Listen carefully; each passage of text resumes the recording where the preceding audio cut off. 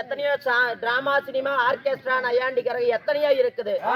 ஆனா அதற்கெல்லாம் 500 1000 அதாவது ஒரு படம் வந்து புதுசா தியேட்டர்ல வந்துச்சுன்னா அடிச்சுக்கிட்டு 1000 2000 கொடுத்து டிக்கெட் வாங்குவாங்க. ஆனா இந்த தெருக்கூத்துனா அட கூத்து போட்டு இருக்கிறாங்களா பாக்கலாம், நேரம் தான் போலாம் அப்படி என்று சொல்லக்கூடிய இந்த காலகட்டத்துல இந்த உலகம் திக்கெட்டும் இந்த உலகத்தில் உள்ள அனைத்து மாவட்டங்களுக்கும் இந்த தமிழ்நாட்டுல இந்த தெருக்கூத்துக்களை பாரம்பரியமானது. இந்த தெருக்கூத்துக்களையே யாராலும் அழிக்க முடியாது. இது ஒரு அழியாத புராணம் என்று இந்த அகில உலக எடுத்து காட்டக்கூடிய இன்னும் யார்? நமது யூடியூப் சேனல் செல்வம் அன்னார் அவர்கள். எத்தனையோ பேரு இந்த மாதிரி யூடியூப் சேனல் எடுக்கிறாங்க. ஆனா என்ன பண்றாங்க, ஸ்டாண்டர்ல செல்போனை சொறி வச்சுட்டு அவங்க போய் நீட்டா படுத்து தூங்கிடுறாங்க. அப்படி அப்படியே கிராபிக்ஸ் பண்ணி கட் பண்ணி எப்படியே போட்டுறாங்க. ஆனால் விடியும் 30 நமக்காக கண்மொழித்து நாம் ஆடக்கூடிய இந்த தெருக்கூத்து கலையை உலகமென்றும் பரப்ப வேண்டும் என்று தன் கரங்களாலேயே விடிய விடிய வீடியோ எடுக்கிறாரு. அது மட்டுமல்ல, எந்த ஊரா இருந்தாலும் எந்த இடமா இருந்தாலும் அவர் சொத்திலிருந்து நமக்கு 10 ரூபா செலவழிச்சாலும் நம்ம கிட்ட இதுவரைக்கும் 1 ரூபா கூட அவர் காசு கேட்டதில்ல. அப்பேற்பட்ட நல்ல உள்ளம் படைத்த நமது யூடியூப் சேனல் இன்னும் செல்வம் அன்னார் அவர்கள் இந்த இடத்திற்கு வருகை தந்துள்ளார். அவர்களுடைய இந்த சேனல் ஆகப்பட்டது இந்த செல்வம் கிராமிய கலைக்குழு யூடியூப் சேனல் ஆகப்பட்டது இந்த உலகம் மட்டுமல்ல வெளி உலகத்திற்கு இந்த சேனல் ஆகப்பட்டது வெளியாகி இதற்கு நிறைய சப்ஸ்கிரைபர்கள் வந்து இந்த சேனலை லைக் பண்ணணும், நிறைய பேர் கமெண்ட் பண்ணணும், இந்த சேனலை விரும்பி பார்க்கணும். அது மட்டுமல்ல, சேனலை பார்த்தா மட்டும் போதாது, இந்த தெருக்கூத்து கலையாகப்பட்டது உலகம் எல்லாம் பரவணும் என்ற நல்ல எண்ணத்தோடு வீடியோ எடுத்துக் கொண்டிருக்கிறார். அவர் சேனல் மென்மேலும் வளர எனது சங்கமத்து கலை நாடக சபாவின் சார்பாக நான் மனமார்ந்த நன்றி கலந்த வணக்கத்தை தெரிவிக்கிறேன். ஒரு இரவு இந்த சதுர்நாட்டிய கலையாகப்பட்ட தெருக்கூத்து கலையை அரங்கேற்றம் செய்துள்ளார்கள். இந்த நாடகத்தின் பெயர் என்ன? திசைக்காளியம்மன் பிறப்பு. இந்த தெய்வ திரு நாடகத்தில் நீங்க யாராக வந்திருக்கிறீங்க? அதாவது இந்த காளியம்மனாகப்பட்டவள் ஒவ்வொரு திசையில எப்படி அமர்ந்தாள், இந்த திசைக்கு ஒரு காளியாக இந்த உலகத்துல அவதரிக்க காரணம் என்ன, இந்த காளியம்மனுடைய பிறப்பின் வரலாறு என்ன, அதை அறிய வேண்டும் என்பதற்காக இந்த காளியம்மன் கோவில் முன்பதாக திசை காளியம்மன் பிறப்பு என்ற நாடகத்தை அரங்கேற்றம் செய்துள்ளார்கள். இந்த நாடகத்திலே நான் வந்துள்ளேன் என்றால் நான் யார், என் பெயர் என்ன தெரிந்தாயா? வா சொல்றேன்.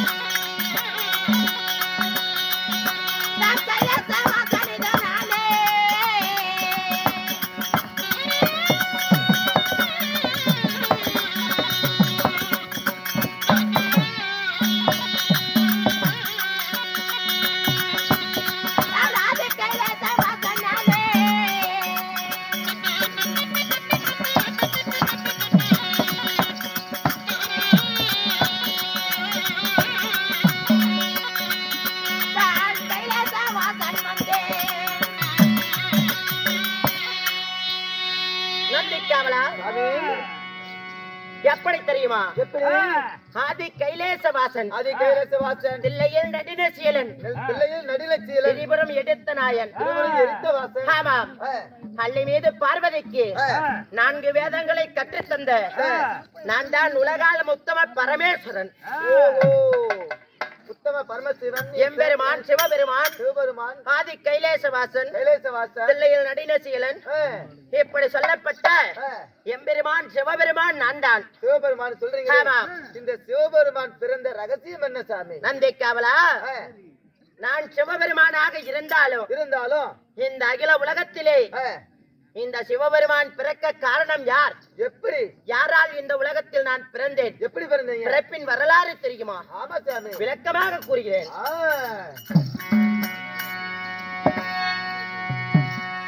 இந்த உலகம் அல்ல பிறக்கும் முன்பே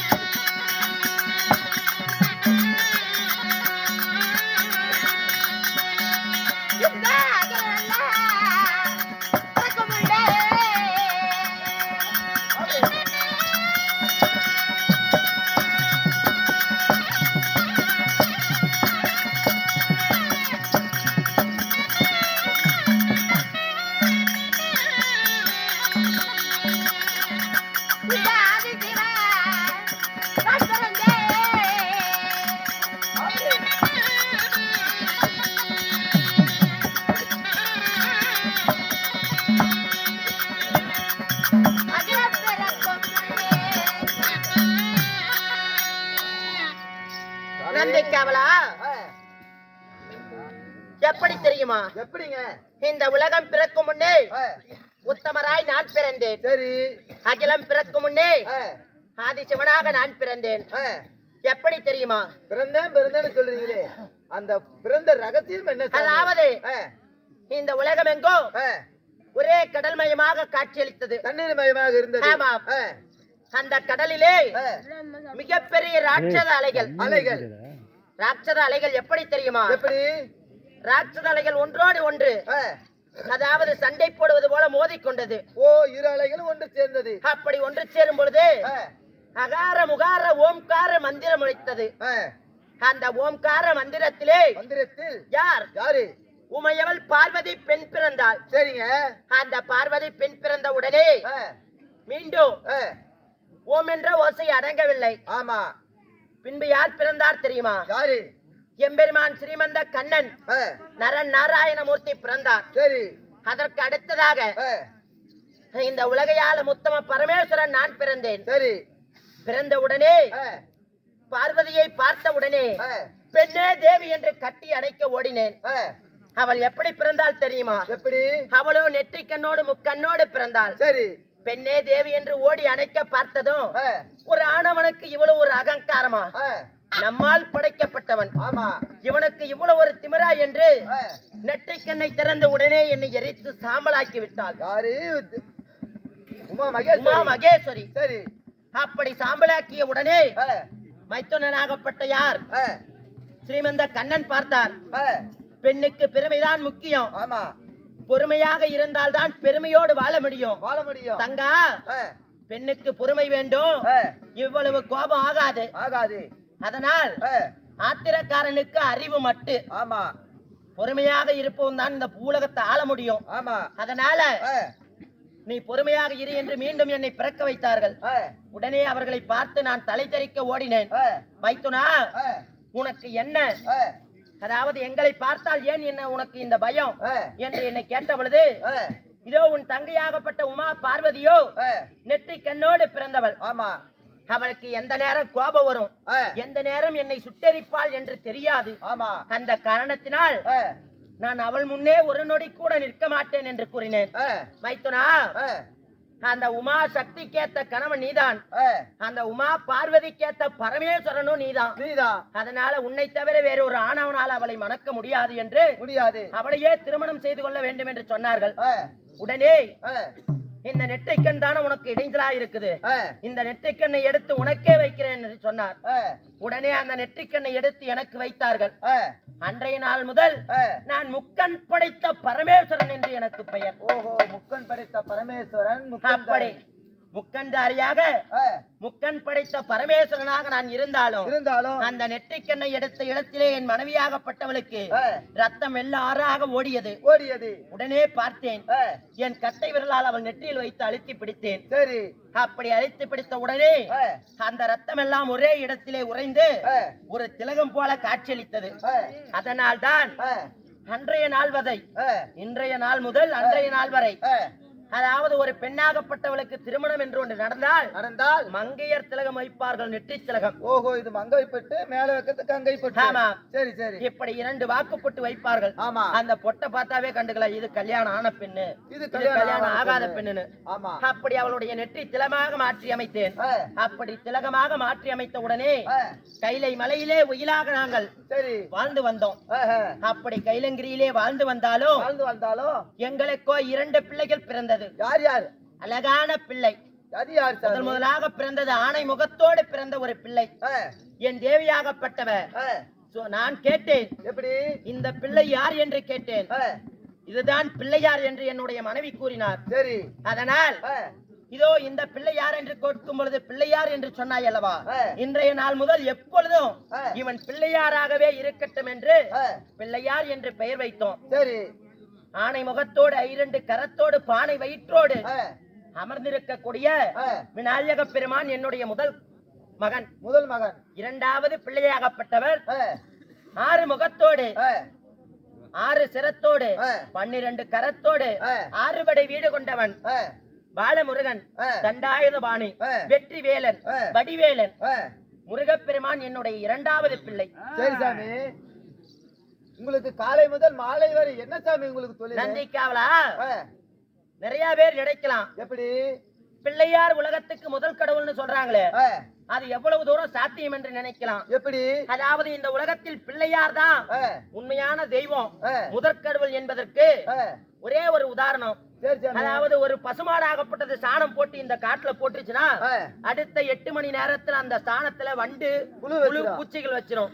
அதே சாணம் ஒரு கைப்பிடி சாணத்தை எடுத்து இதுதான் பிள்ளையார் என்று கையால பிடித்து வைத்து அதற்கு மஞ்சள் குங்குமம் திலகமிட்டு அருகம்புல்லை வைத்து அதற்கு ஒரு சூடம் கற்பூரம் ஏத்தி ஒரு தீபார்த்தனை கொடுத்தால் எத்தனை ஆண்டுகால ஆனாலும் அதற்கு புழு பூச்சி எந்த விதமான ஒரு இதுவுமே அசம்பாவிதம் நேராது. எப்படி பிடித்து வைத்தமோ 12 ஆண்டுகள் கழித்து உடைத்து பார்த்தால் அது அப்படியே இருக்கும்.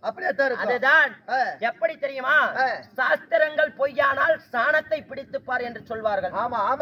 அந்த என்னுடைய மகன் பிள்ளையாருக்கு அது ஒரு எடுத்துக்காட்டு.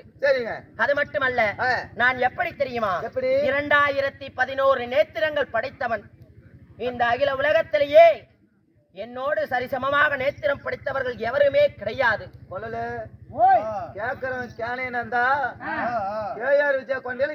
தெரியுமா நந்திக்காவலா, யானை முதல் எறும்பு கடைசி வரைக்கும் எந்த ஒரு உயிரினத்துக்குமே 2 கண்ணு தான் எனக்கு தெரிஞ்ச வரைக்கும். 2011 நேத்திரன்றிய அது எங்க இருக்குது? நந்திக்காவலா இருக்குது, காட்டு பார்க்கலாம். இந்த 2011 நேத்திரங்கள் எப்படி வந்தது, எப்படி எங்கெங்க இருக்குதுன்னு கேக்குற. அதாவது என்னுடைய சிரசிலே அமர்ந்திருக்கக்கூடிய ஆதிசேஷன், இந்த உலகம் பிறக்கும் முன்னே உதயமானவர் ஆதிசேஷன். சரி, 1000 சிரம் கொண்ட ஆதிசேஷன் நாக சர்ப்பம் என்னுடைய ஜடாபாரத்தில் அமர்ந்திருக்கக்கூடியது. அந்த ஆதிசேஷனுக்கோ 1000 சிரம். 1000 சிரம். ஒரு சிரசுக்கு எத்தனை கண்ணு? 2 கண்ணு. 1000 சிரசுக்கு எத்தனை கண்ணு? 2000 கண்ணு. 2000 கண்கள். அது மட்டுமல்ல, நான் ஏறி வரக்கூடிய நந்தி வாகனத்திற்கு 2 கண்கள். 2002. அது மட்டுமல்ல, இதோ என் ஜடாபாரத்திலே அமர்ந்திருக்கக்கூடிய இந்த உலகத்திற்கெல்லாம் நீரின்றி அமையாத உலகு, அந்த நீர் உதாரணமாக இருக்கக்கூடிய கங்காதேவி, கங்கைக்கோர் 2 கண்கள். எத்தனை? 2004.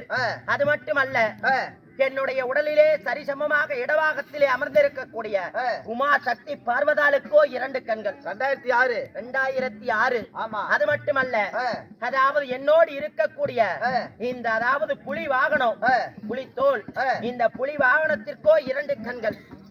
2008. நானோ முக்கன்தாரி, உங்களுக்கு 3 கண்ணு. முக்கன் படைத்த பரமேஸ்வரன். மொத்தம் எத்தனை ஆச்சு? 2011 சாமி. 2011 நேத்திரங்கள் படைத்தவன் இந்த பரமேஸ்வரன். ஆமா. அப்படி 2011 நேத்திரங்கள் படைத்திருந்தாலும் இந்த உலகத்திலேயே மும்மூர்த்தி தேவர்கள். யார் யாரு? ஆக்கல், அழித்தல், படைத்தல். மும்மூர்த்தி தேவர்களிலே எனக்கு என்ன வேலை தெரியுமா? என்ன வேலை? அதாவது எறும்பு கலை, யானை முதல் 84 லட்சம் ஜீவராசிகள். அந்த 84 லட்சம் ஜீவராசிகளுக்கும் பாரபட்சமின்றி படியெழுப்பது இந்த பரமேஸ்வரனுடைய வேலை. அப்ப நீ படியெழுக்கலாம், நாங்க சோறு திங்க மாட்டோம். நான் படியெழுக்கவில்லை என்றால் உனக்கு உணவே கிடையாது. நீ எங்க சாமி படியெழுக்கிற? எங்க பக்கத்து வீட்டுல வந்து நான் விவசாயம் வாங்கி தருவேன், டோர்ல அரிச்சு போடுறாங்க. நந்திக்காவலா? அதாவது இந்த உலகத்துல நான் படியெழுக்கவில்லை என்றால் யாருமே உயிர் வாழ முடியாது. எப்படி தெரியுமா? எப்படி? அதற்கு ஒரு உதாரணம். அதாவது இந்த மண்ணில இருக்கக்கூடிய புழுவாகப்பட்டது இந்த மண்ணையே சாப்பிட்டு கொண்டு இருக்குது. ஆமா. அந்த புழுவாகப்பட்டது எதுக்கு தெரியுமா? ஒரு மீனுக்கு இரை. ஒரு மீனுக்கு இரை. ஆமா. அந்த மீனாகப்பட்டது எதுக்கு இரை? எதுக்கு? ஒரு மனிதனுக்கு இரை. மனிதனுக்கு சாப்பாடு. ஆமா. அந்த மனிதனாகப்பட்டவன் கோடி கோடியா சொத்து சேர்த்தாலும் சரி, எத்தனை பணக்காரனா மாடி மேல மாடி கட்டினாலும் சரி, கடைசியா இந்த 6 அடி மண்ணுக்குள்ளதான் அடக்கம். மறுபடியும் இங்கேயே வராங்க.